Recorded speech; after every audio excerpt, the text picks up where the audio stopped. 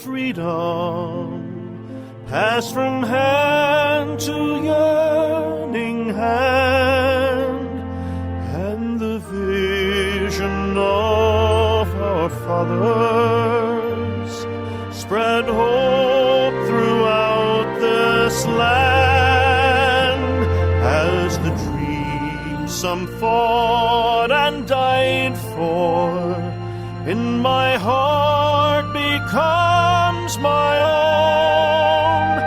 I will strive to keep her promise, America, my home. America, America, may God bless America, and freedom reign across America, my home. From the shorelines to the prairies, to the cities great and small, we have reaped the fruits of justice and liberty for all. So with deep appreciation for the blessings of freedom that we know in this great land of ours, I'm Dr. George Simon, welcoming you to another edition of Character Matters. This is the show where we talk about what I consider to be the defining issue of our time, the character crisis that we face, and how it impacts all of us, our relationships, our society, our families, our children, and especially our freedoms. And I'm going to be talking a little bit today about another prime example of that. I actually talked about this a couple of weeks ago when the news first broke about it, but I'm going to be doing so again today because as this program has long maintained, and as I have long maintained in my works, my books, and other writings, and as our founding fathers knew, character is essential to the survival of a free society. We know this from our history, and we know this because it was by design that the founders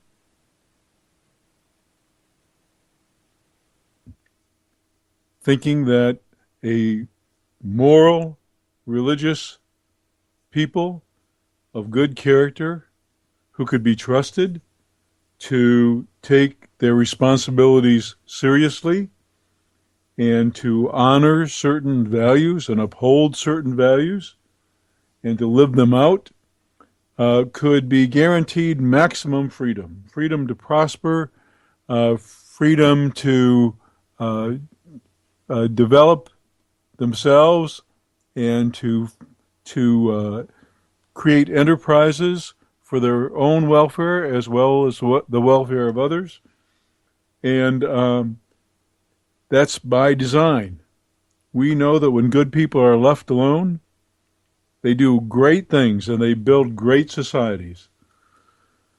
But unfortunately, the opposite is also true, and that is when people can't really be trusted to do the right or responsible thing, when they engage in too much hedonism, too much moral relativism, too much permissiveness, too much behavior rooted in entitlement, then everything pretty much collapses. Our institutions collapse, our society collapses, and there's an ever-increasing tendency for government to want to intrude and try to micromanage our lives with rules and regulations that only have the effect of restricting our freedom. And it's a phenomenon that's been going on now for several years.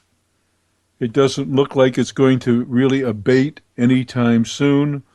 I do believe the tide is slowly turning, but we've got a long way to go. And that's why I write about these matters on my blog at manipulative-people.com. That's www.manipulative-people.com. And on my website, drgeorgesimon.com. That's drgeorgesimon.com. And I also write for the blog Psychology, Philosophy, and Real Life at www.counseling with two L's, counselingresource.com. And I also have written a few books: In Sheep's Clothing, Understanding and Dealing with Manipulative People, which many regard as the definitive book on the subject. Almost 18 years in print and still a bestseller in several foreign languages, and soon to be in the Czech language. The contract was just inked just this past week, and I'll be having an announcement on the blog about that. Also be making an announcement about the Korean edition of my book for the Christian faith community, The Judas Syndrome, and also my book, Character Disturbance, The Phenomenon of Our Age, also becoming an increasingly bestseller, the definitive study on all the nefarious characters out there, what makes them tick, all the people with personality and character disturbances in your life that have made you wonder, what in the heck is going on? What is the deal with them? Well, you can find it just about everybody somewhere in this book, and you can also find information on how to get the help you might need, because the traditional methods of counseling were never designed, as I've said many times, for the kinds of problems that we have that are so dominant today. So this is what I write about and blog about, and I hope to carry this message as long as I can, and I hope it reaches as many people as it can, because our freedoms literally depend on it. We need to be better people. We need to hold our relationships together. We need to hold our families together. We need to be better people, not just at home, but in our communities and in our jobs. I'm going to be getting to a great example of what can really go wrong and the damage that can be done when that does not happen in just a minute. But if you want to join the conversation, you're welcome to. I'm here this week live. This is a live broadcast. I was away last weekend and couldn't get to a microphone to do the broadcast live, so you had to be treated to a pre-recorded program. But I'm live tonight, and I invite you to share your thoughts, ask any questions you might have, share any experiences you have with trying to understand either the disturbed characters in your life or trying to get help for same. Give us a call at 718-717-8296. That's 718-717-8296. I'll give that number several times during the program today. Be happy to take your call and happy to have you join the conversation. Before I get into the material that I wanted to talk about tonight, I also wanted to take some time once again to say a big thank you to those of you who have contacted me in recent weeks. As I've mentioned before in the prior weeks, that this is the season that we're coming into some patriotic holidays. Memorial Day is right around the corner now, and then we have Flag Day, and then 4th of July, Independence Day. And as we roll into this season, this is when people begin to get more exposed to the anthem that plays at the beginning and end of this program, affectionately known as America My Home. Its actual title is Anthem for the Millennium. It's a patriotic anthem that I wrote with my wife, Dr. Sherry Simon, at the turn of the new millennium as an anthem for the new millennium, hence its name, but it's affectionately known by most people by its subtitle, America, My Home. And I can't be any more humbled and proud at the same time and happy when I get another request from someone who wants to perform this song. And I've been getting a lot of requests lately, and I want to thank folks who've been contacting me to help carry the song's message. And as I said, as the season rolls along and we get closer to these patriotic holidays, what inevitably happens is people go searching on the internet for music, and they sometimes go searching for relatively newer music. And in so doing, they might come across one of the performances, one of the videos that's posted on YouTube. If you go to my YouTube channel at Dr. George K. Simon, you will find at least 3 or 4 videos, I think 4 videos with different performances of America, My Home. And of course, if you Google either patriotic anthems of America or great patriotic songs about America or new patriotic songs about America, you should find any number of the videos, links to any number of the videos of America, My Home. And when you get there and after listening, if you like the piece and you want to be one of the ones to join the chorus helping to carry its message at a patriotic event, either at your church or in your community, I'd be so honored to have you contact me.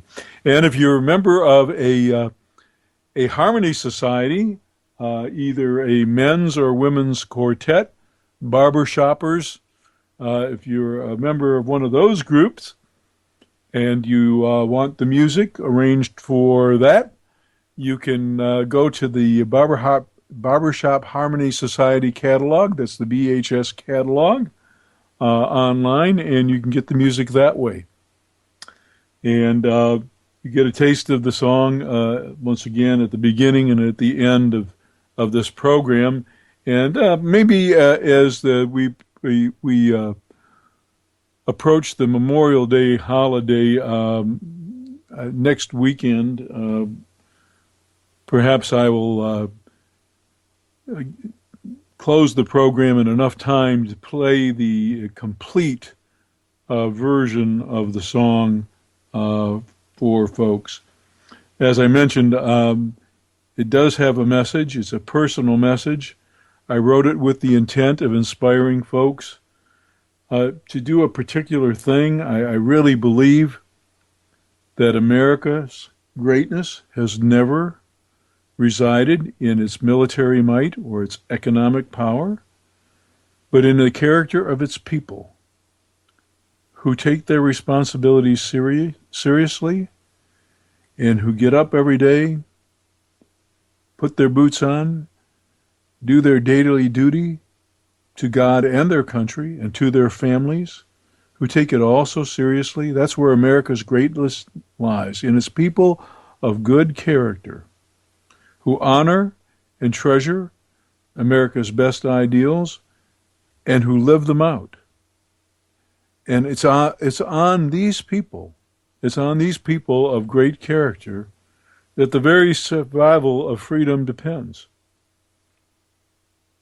It's on those folks that the very survival of freedom depends. And so this song was a way to inspire folks, at least that was my intention, to make it personal, to make the commitment personal for each and every individual, to make this place the home that it can be, with all of us doing our part, to honor our best ideals, each and every one of us, one at a time, stepping up to the plate. That's what makes it all work, and that's what collectively will make us great once again. We've had periods of greatness. We've had periods of not so much greatness. Matter of fact, we've had some real black eye periods, periods where we had a right to hang our heads in shame. But we've also had some really stellar periods, some really incredible periods that were more than stellar. They were a beacon of hope to the rest of the free world, to the rest of the world. And we need to get back to that again. So thank you once again for those of you who are helped to carry the message. I really appreciate it. It does my heart good. You know, of all the things, of all the creative works that I've done, and I'm kind of a creative person by nature. I like to cooking is one of my passions too, and so one of my therapies, you know, I call it my therapy, is when I'm creating some new extravaganza. But I like to create things. But of all the things that I've done, including my written works and other things that I've created, there's nothing that brings me a greater sense of well-being than to think that maybe in hearing the message of this song, that somebody's heart was touched and that they were inspired. And they thought, yeah, you know, I'm going to do my part. I'm going to do all I can to make this place the great place that it can be. And in so doing, that means I'm going to make with myself all that I can be. I'm going to make in my family the best parent I can be. I'm going to make the best relationship partner I can be. I'm going to be the best at my job. I'm going to be the most conscientious. This is what drives America. This is what makes it work.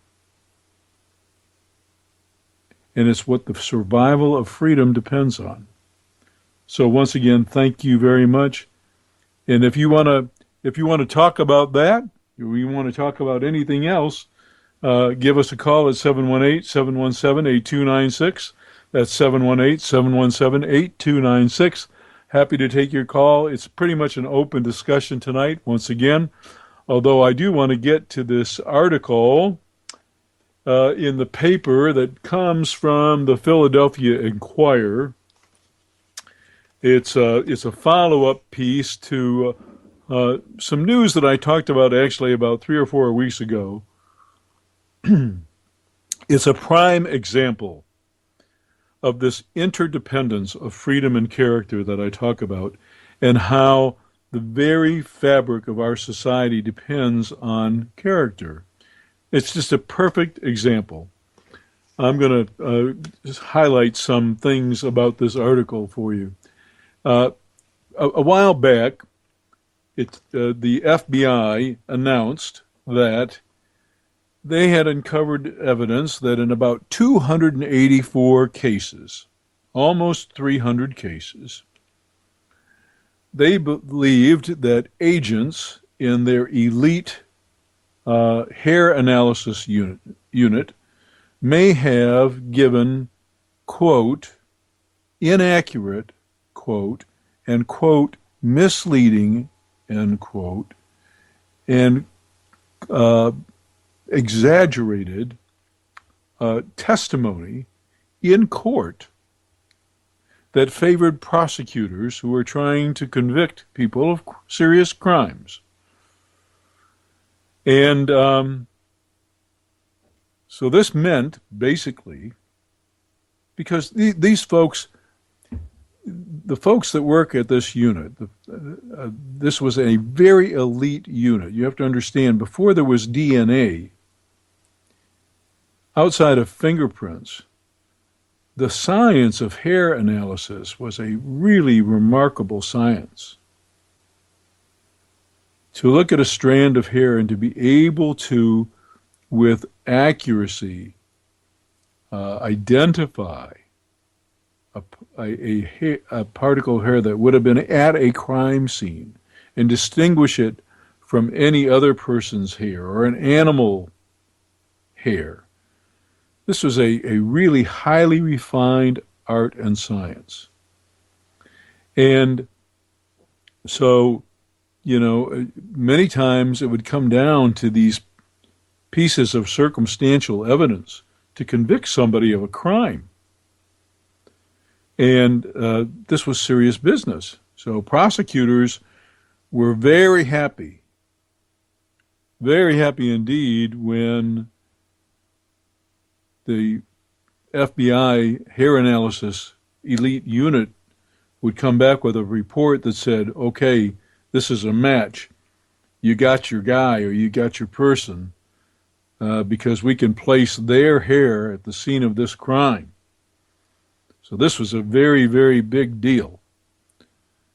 And so what was announced several weeks ago is that in about 284 cases, almost 300 cases, the testimony given by agents who were not just trained in doing the analysis, but they were also trained on how to testify, that the testimony of these folks, the initial report said, was, quote, overstated. The results were overstated.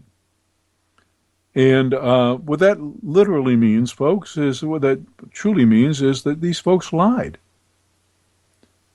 Anxious to convict and anxious to look good to prosecutors, agents got on the stand and lied about their results. Now, you won't hear it reported like that.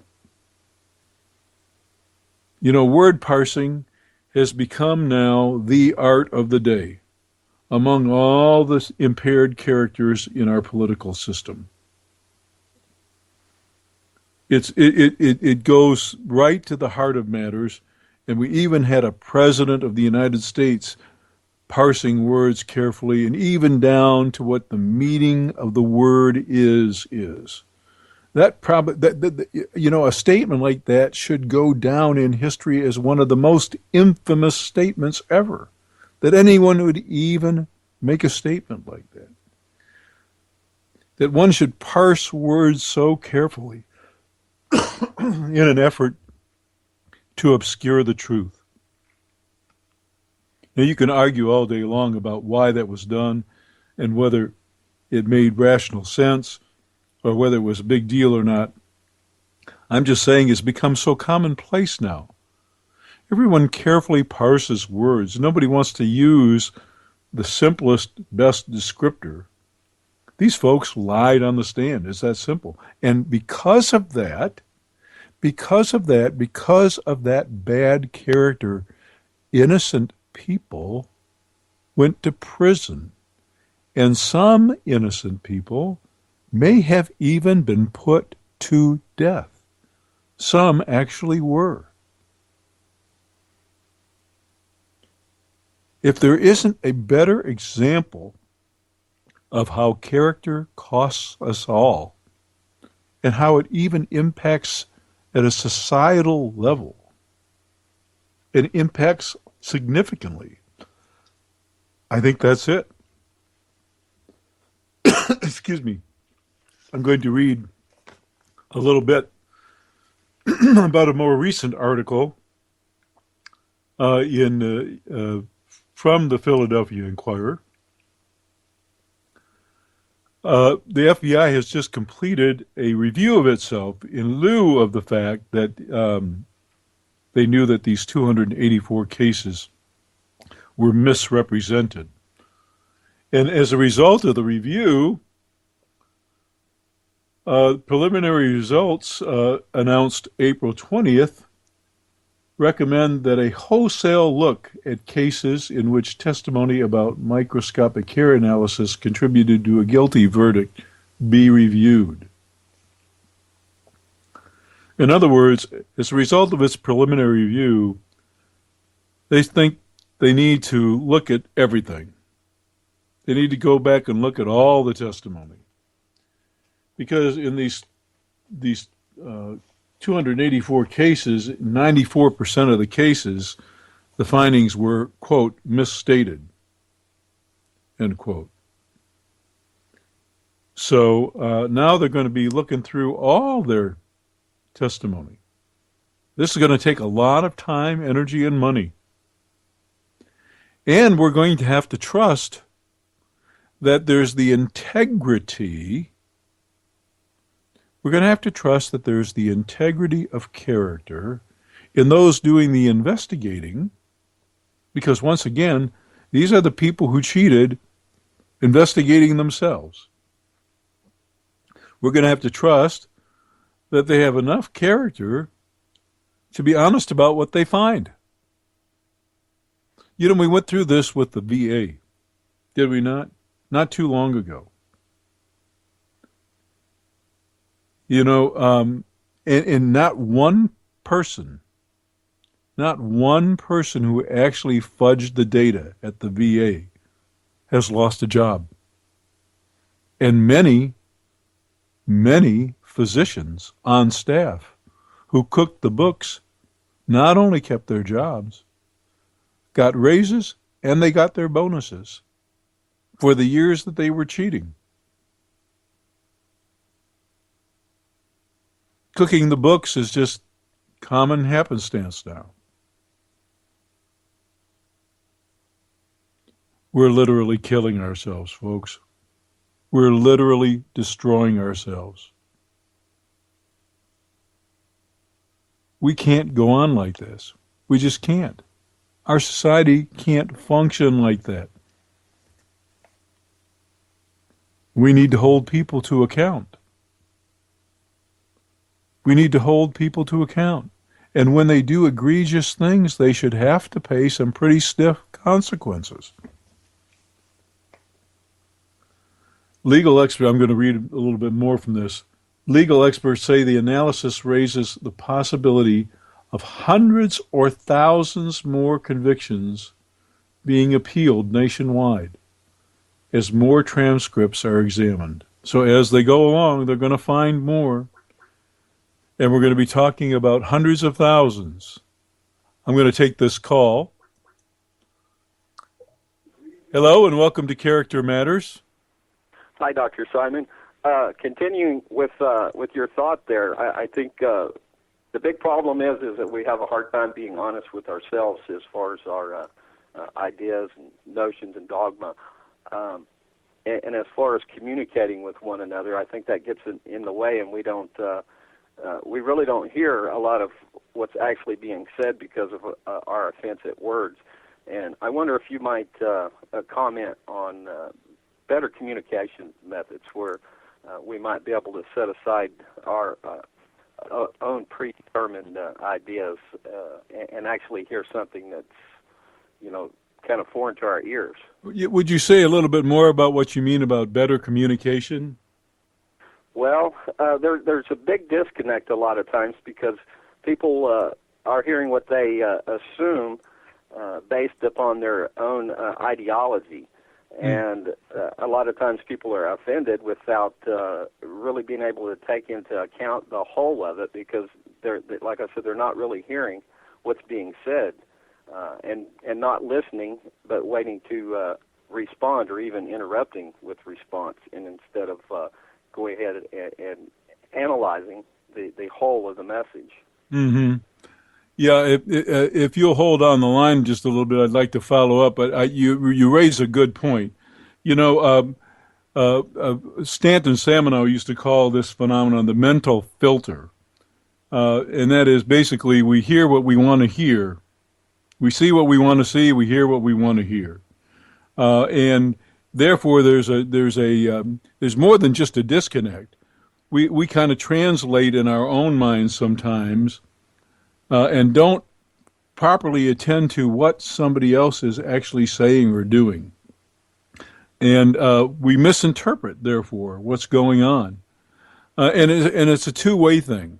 But I don't think that's really what's going on here in this case. Do you? Well, I just don't know. I think, like I said, I think it's kind of impossible sometimes for people to hear past what they already assume to be true. Uh-huh. I think in this case, with this FBI situation and the hair analysis unit, there's a kind of cozy relationship sometimes between the forensic labs and prosecutors. And these are basically advocates for the prosecutors. and they like to turn in positive results. Yeah, And that's outright collusion, as and not a denial of a self-denial of information. right, That's right. purposeful. I don't think this is a kidding of the self. I think this is another agenda. This is wanting to look good, wanting to curry favor, wanting we're supposed to actually in this country maintain an assumption of innocence. Um, I don't know how many times that's actually done within the judicial system. I think that money plays a big part of it too. I think if you've got resources, you often get a whole different kind of justice than you do if you don't have resources. That's unfortunate, but and I don't think it used to be quite that bad, but it's pretty much true these days. So go ahead. I believe it fuels the machine, and the industrial prison complex and the rest of the way the world works. It's feeds itself, and it requires continual input, whether it be the financial system or the fiat dollar. You got to keep adding more money to the system, or it will collapse. And with the prison industry, you've got to have conviction and incarceration for the profits, and everything basically is based on profits and not based on good character. What do you make of the fact that both with the scandal we had with the VA, with them cooking the books, putting people on wait lists for almost 2 years, sometimes longer, and yet showing on their books that people were getting services that they never even got. They weren't even seen. Some of them died waiting, and nobody, no heads rolled hardly.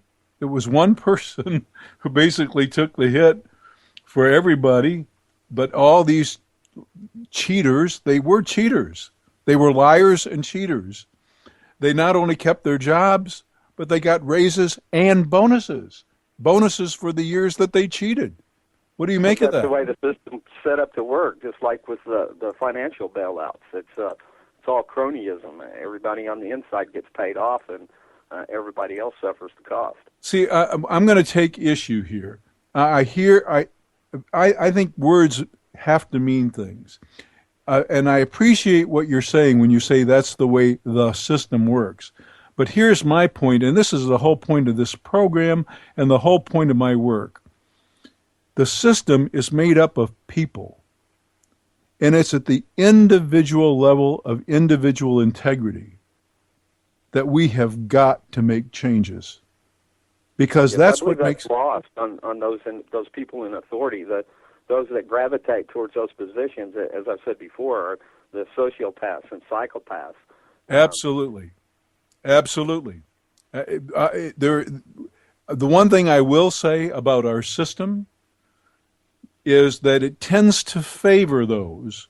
It tends to favor those who want to play fast and loose with the rules and who have at heart only the desire to win, only the desire to be dominant, only the desire to have power, no matter how they have to get it. And in that respect, I will grant you that the system is broken because it tends to it tends to favor those people. So it's no surprise that people of that kind of character rise to positions of power.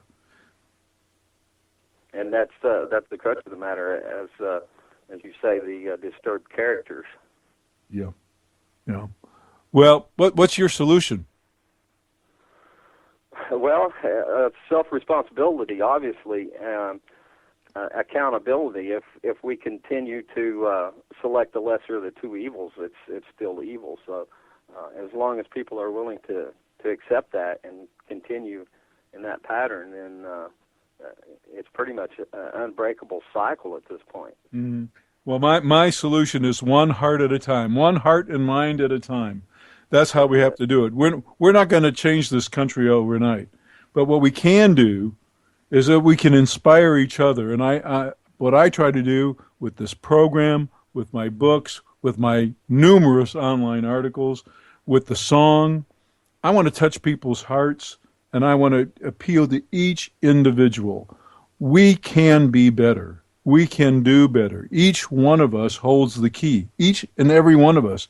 America works only because, to the degree it works at all, it works because we work.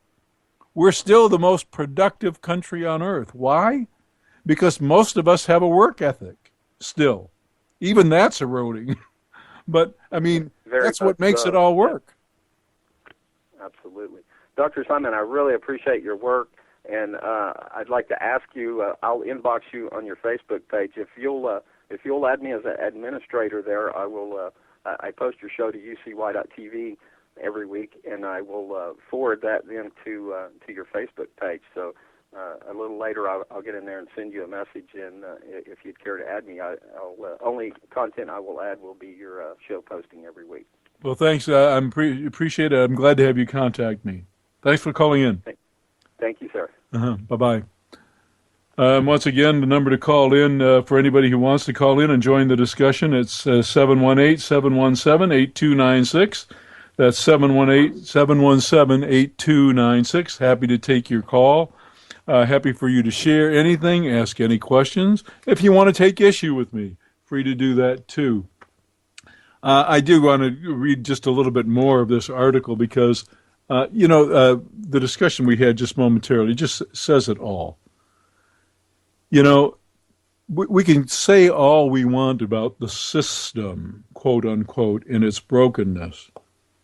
But every system is made up of people. And it's people of good character that make a system that works. When the system is broken, it just means that people aren't behaving responsibly. And we do have a culture, both a corporate culture and a societal culture, that has fostered an uncommon degree of character disturbance. There's no question about that. But as I've mentioned many, many, many times on this show and in my numerous writings online and in my books, this is a vicious cycle. Cultures are created by people of less than noble character. And then, of course, those cultural climates that are created by these folks foster more and more character disturbance. As a matter of fact, they even reward more character disturbance.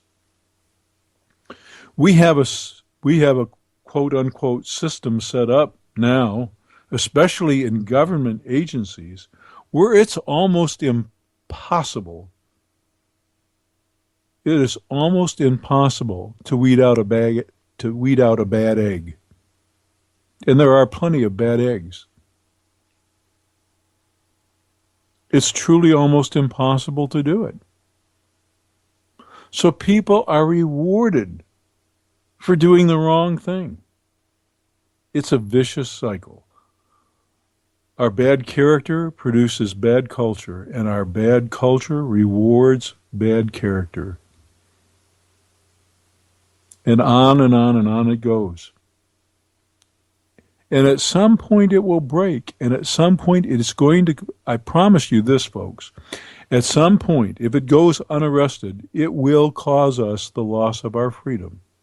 It's already costing us. We don't have to look very far. We have the evidence all around us. Our freedoms are being restricted each and every day. Now, I'm not going to make any judgments just yet about what happened with regard to the rail derailment, this train derailment that occurred just a few days ago. This tragedy on an Amtrak train just outside Philadelphia. I'm not going to make any judgment because there are a number of possibilities there. There are a number of possibilities. But, we do have people charged with the responsibility for the safe operation of these vehicles. And I'm saying right now, I'm not making any judgment because something could have happened that was unavoidable. Somebody could have had a heart attack, could have had a blackout, something could have happened. But I was noticing how quick, noticing how quick the media were to jump on this notion that this never would have happened if we had spent the millions of dollars that it would take for this elaborate automated system that would catch a train not going the proper speed and arrest it. Now, we like to think that these kinds of things are solutions. We always think that our rules and our structures can save us. They can't. You know why? Here's a perfect example of why. Because systems break down. So we put this multi-million-dollar system in place. And a lot of the times it works. And sometimes it might really even save the day. But then it can fail too. There is no such thing as a perfect world. But the thing that really struck me was how fast people were that turned their attention to that as opposed to what was going on with the person who's supposed to steer the train. Somebody's supposed to be at the helm. The train's not supposed to get out of control.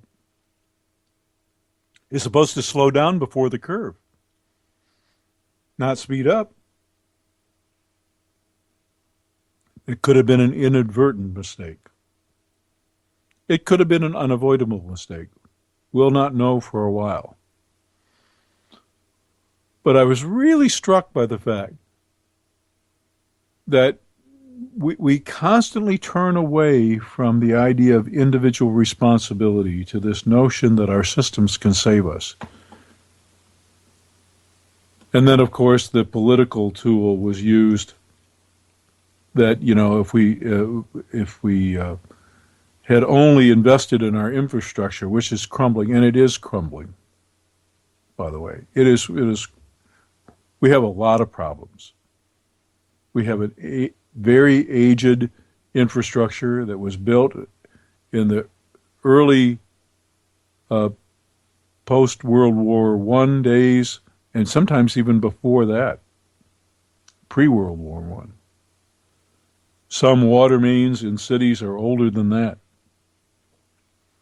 Bridges, roads, most of our interstates were in the Eisenhower era, so that, you know, and after that.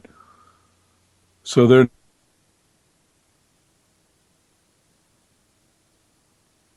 the money. We are in debt up to our eyeballs. And a lot of folks will cite the fact that, you know, the disparity between the very rich and the middle class and poor is greater today than it's ever been. That's true, and that is a problem. But here's how broke we are. If we confiscated all of the wealth of not just the upper 1%, 2%, 3%, 5%, if we confiscated all of the wealth of the top 10% of Americans, confiscated all their wealth and kept confiscating it every year, any new wealth that they might accumulate, take all that they have now and anything they might accumulate over the next 10 years, it would barely make a dent in the national debt. Think about that. Think about that. And it all goes back to character. People making promises they knew they couldn't keep.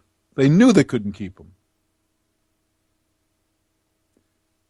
And people siphoning off money, borrowing from the Social Security Trust Fund to fund pet projects, pork, legislators taking hard-earned money,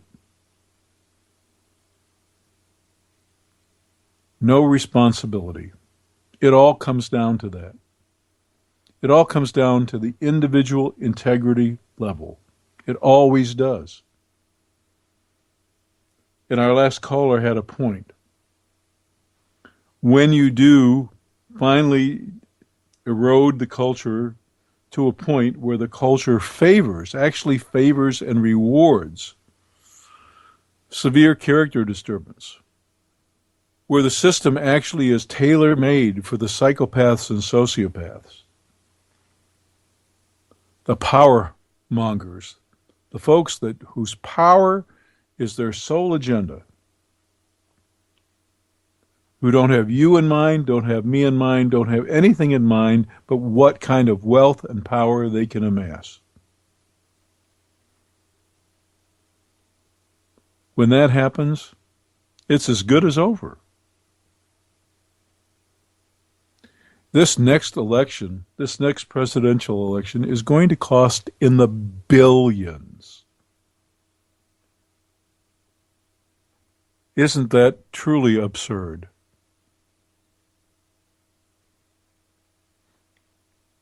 Hillary Clinton figures she'll need to raise close to $1 billion if she's going to be successful in her bid to be president. This is unbelievable. And it's not the system that's broken. It's us. And the last caller had this right.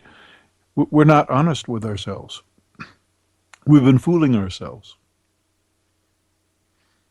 And as I say in the conclusion of the Judas Syndrome and of Character Disturbance, both books, if we're not honest with ourselves, about ourselves, and with each other, about each other, pretty soon, it's pretty much over for us. Our days of greatness are gone. They're already eroding. They're already eroding to a point we never thought we'd see. This was the place for so long. It was the shining star. We were a moral, decent people who built a great society with our sweat. We came from many different places. And yes, some of us were really unfairly treated, but you know what? We didn't break. And the character of those folks who survived not only oppression and discrimination, my hat's off to each and every one of those who pulled up their sleeves anyway, who took their responsibility seriously, and who built instead of destroyed, who are part of the great fabric of this once truly great society. It always comes down to the individual character level.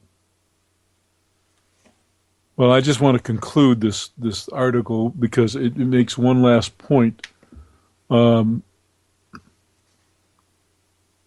So far, the review has questioned the validity of the convictions of only 284 people. However, as big as that number is,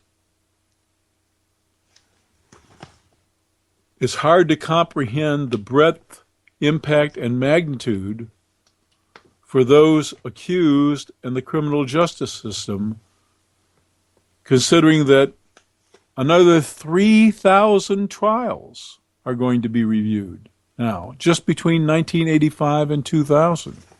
Another 3,000 trials are going to have to be reviewed. And who knows what they will find? And who knows how many people were convicted in those trials, and how many may have even been sentenced to death, and how many have already perished on the basis of false testimony. Now, I used the word false. I didn't say exaggerated. I didn't say inaccurate. I said false. Because the truth is, without filtering, without parsing, without candy coating the words, the truth is that people we trust to get it right lied. And it probably cost some people their lives. You know, in the Ten Commandments, we are taught that we are not to bear false witness against our neighbor. And there's a reason that that commandment is formulated the way it is. A lot of folks, a lot of groups interpret that as to say that all forms of not being fully truthful are just as wrong. Well, that's really not true. You don't have to be brutally frank with someone who you think looks hideous in a particular outfit. You don't have to tell them exactly what you really do think. You're not required under the terms of that commandment to be brutally honest about that. You're not even required to give information that is not essential, or that is not necessary, or that might do damage. But you are asked not to bear a false witness. In other words, not to falsely say that you either directly witnessed or have other evidence that somebody did something that they didn't do. And why? Because that gets them into trouble. Because that gets them into trouble that they don't deserve. It causes them to pay a penalty that was not earned. Now, there are plenty of people in prison who have earned the penalty that they have. They have earned the loss of their freedom. Some earned it very, very earnestly. Some worked very, very, very hard to get there by repeatedly violating their probations, by repeatedly committing new crimes, by repeatedly not availing themselves of all the rehab efforts afforded to them and all the second chances they were given. Some people truly earned their loss of freedom and their punishment. But some people, apparently, because the government officials decided that it was simply more convenient to lie, or it was in some interest of theirs to lie, some people are paying a price falsely. And some may have already paid the ultimate price because of somebody else's lie. So that's why the commandment stands as a good bit of structure for us. That's why it's endured for all these thousands of years.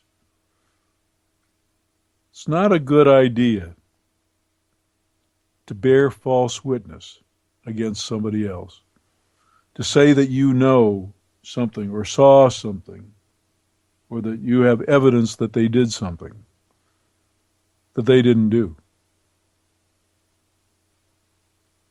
And to bear false witness the other way. To say that you know that they didn't do something you know they did do.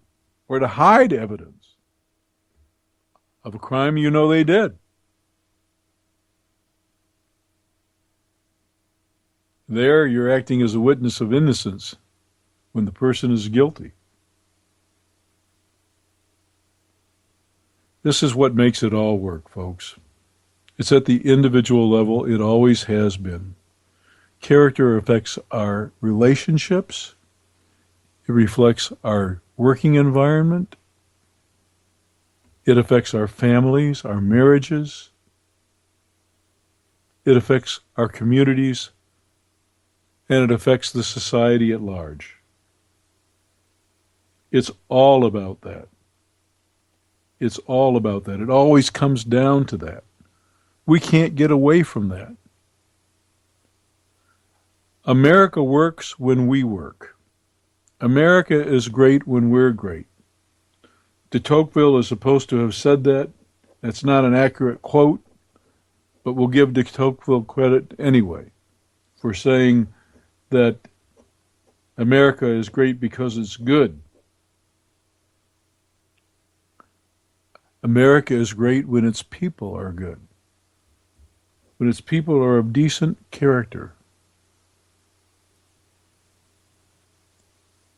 when they're of sound moral fiber, when they don't really need the structure or the penalties or the rewards built into the system to make them behave responsibly, because they have their own inner moral compass arising out of their own inner convictions, whether it be faith-based or based in some other guiding philosophy. That they have that compass inside of them. They don't need anybody to impose anything on them. And because that compass is inside them, they can be trusted. They can be trusted with any task. They can be trusted in any environment. They can be trusted in any enterprise, in any relationship, in any endeavor. They can be trusted to do the stand-up thing, to do the right thing, to do the noble thing, to do the ethical thing. And when they can be trusted, when each and every one of us can be trusted, we don't need rules and restrictions on our freedom. We can afford people the maximum freedom, and when we afford people of good character the maximum freedom to prosper, they not only prosper themselves, but we all prosper along with them. We're all better off for people who have the maximum freedom to innovate, to strive, to invent, and yes, to even accumulate wealth. Because it inevitably has to be spread around. You can't just sit on it. It has to be used in some way. Everybody always gets the benefit of somebody else's wealth. You have to think about that for a minute. Even if you're wealthy enough to afford 16 yachts, the people that are building those yachts get the benefit. The people supplying the yacht builder with all the different materials, their industries get the benefit and their workers get the benefit. What really matters is the character of each and every person. And as our caller said earlier, we have to stop kidding ourselves. We have to start being more honest with ourselves, about ourselves, and with each other, about each other. That's what will fix our character crisis, and that's what will build our country back again and help us achieve the level of greatness that we're capable of. And so, let this inspire you once again. Until I'm back again next week, this is Dr. George Simon. Have a good weekend.